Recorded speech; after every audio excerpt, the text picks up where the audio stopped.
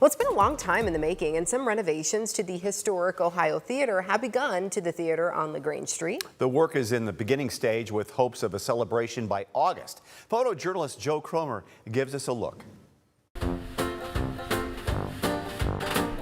So the scope of the work for the outside of the building in terms of this current phase of work is to completely repair the masonry and the mortar on the entire front face of the Ohio Theater.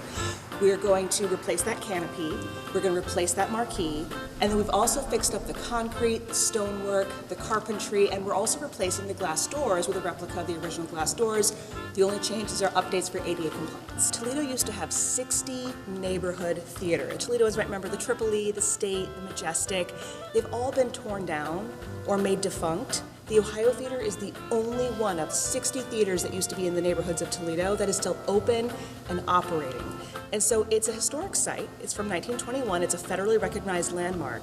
But more importantly than that, this is a piece of Toledo's history that has been lost except for us. And so it is important to make sure that we retain this history. This is also very specific to this neighborhood. This used to be considered the Polish neighborhood. This theater used to hold Polish-speaking movies, and this is a really important part of film history and Toledo's history and how our culture really emerged as Toledo was going through its boom. Charlie Chaplin, one of the Apollo landings is up here.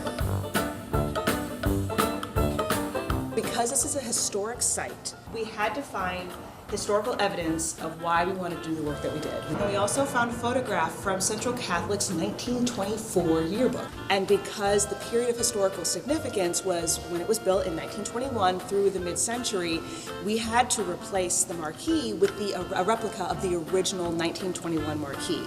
And that includes an arched canopy like you're seeing outside right now, as well as a vertical marquee that is in the shape of a peacock with the word Ohio written in light bulbs. And now you know.